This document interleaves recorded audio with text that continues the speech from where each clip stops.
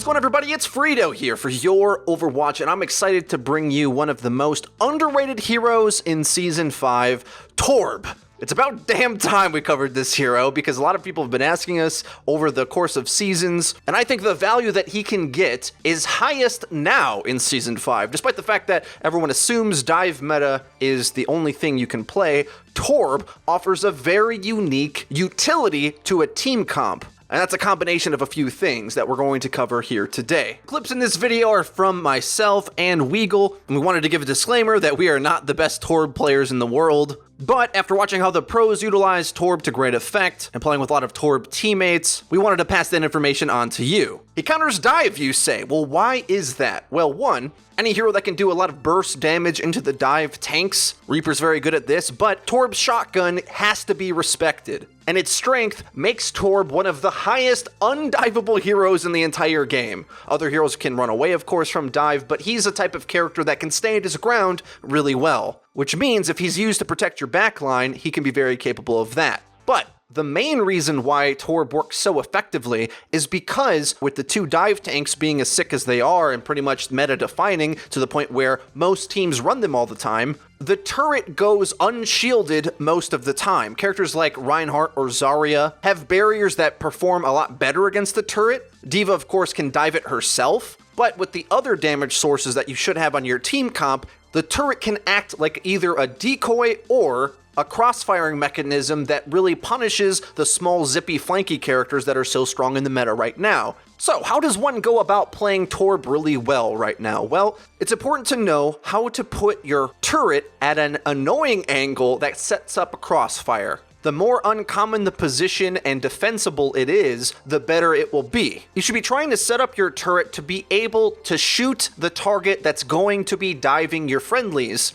And when played that way, it can see amazing effect. Because as whatever character that is diveable on your team, Ana, Zen, Soldier, Hanzo, Widow, whatever, has to peel back to avoid the flankers and dive tanks, the turret is just going off the entire time. And like I said before, if the enemy team have to focus the turret, it buys you time to be able to shoot them in the back while they're shooting the turret. Of course, what do you want to look out for while playing Torb? What actually does counter a turret? Characters like Hanzo, Widowmaker, Junkrat, Soldier, that play from afar and can destroy the turret for free and kind of stabilize their line and aren't necessarily trying to dive, are going to be effective against Torb because his long-range damage is very unreliable, and his turret doesn't get much value if you destroy it efficiently while stabilizing a position on the map. But that requires you to slow down, and in the mobility meta, it can be enough to enable the rest of your team to be able to outposition them while they're taking the time to destroy your turret. And another crucial component of why he's so successful against dive is that armor packs, especially now that he generates them with much more frequency, doesn't have to snowball late into the round, but instead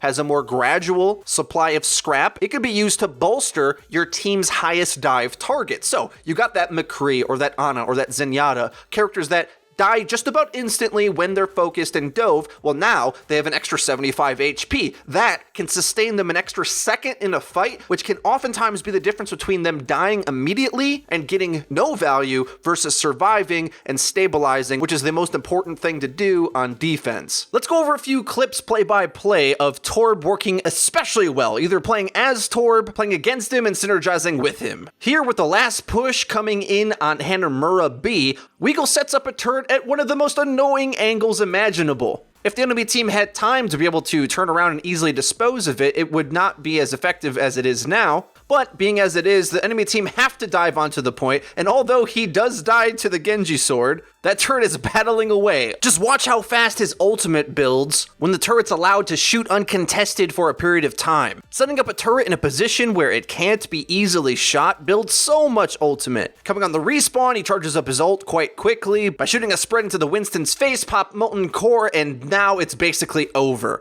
A Molten Core turret stops pushes in their tracks, so whenever the team fight's committed and you pop Molten Core, it's going to be a nightmare to deal with. Here's another example of my team attempting to play a divey comp against a Torb, but as you can see, even though it looks like we should have man advantage into this fight, my team doesn't really respect the turret nearly enough. We get kills at the start and we needed to sustain this fight and play more disciplined, don't take unnecessary damage, don't play with that W mouse 1 constantly dive playstyle. we had to respect the damage that the enemy team's defense had set up, and because we didn't, our push stalled out and we end up not getting any progress on the point. Especially for a map like Numbani, where your offensive respawns are really long, you have to play very disciplined against the turret or you'll never be able to win a convincing fight on attack. I've played a lot of Horizon lately and played with a lot of Orisa Torb setups playing on the point. This is a very common strategy, and although you can counter it by a few means, it at the very least is very annoying to play against and requires discipline to not fall victim to.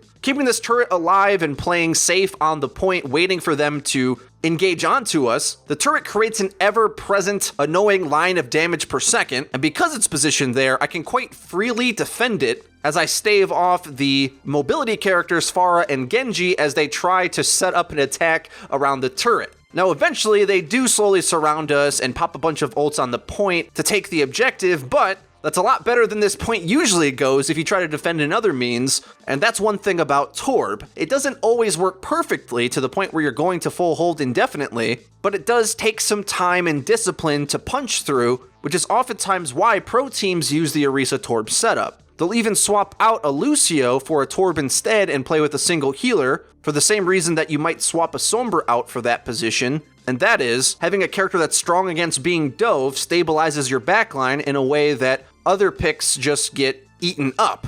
You do of course have to give up something in order to do that, but creating the engagement carefully means that you can forego having the healing that you otherwise would have from that pick slot. This turret spot in the back of point B on Horizon is incredible. Look how impossible it looks for these two tanks to do anything. Granted, we do use Genji Blade here, but we didn't even need it. These tanks stood no chance. It takes a lot of discipline to carefully dislodge these turret setups, which means Torb can be incredibly effective in matchmaking, where it's difficult to find any coordination anyway.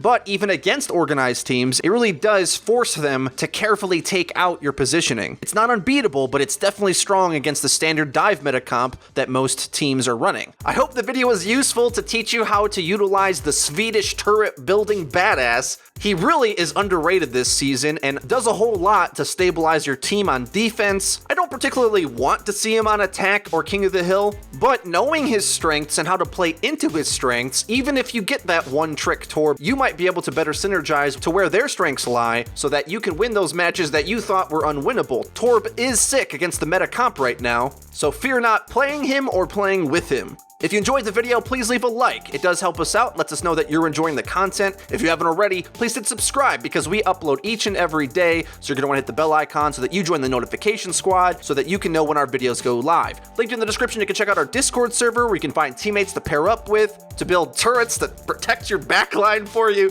That's been it for me. I've been FREEDO for Your Overwatch. I'll see you guys next time.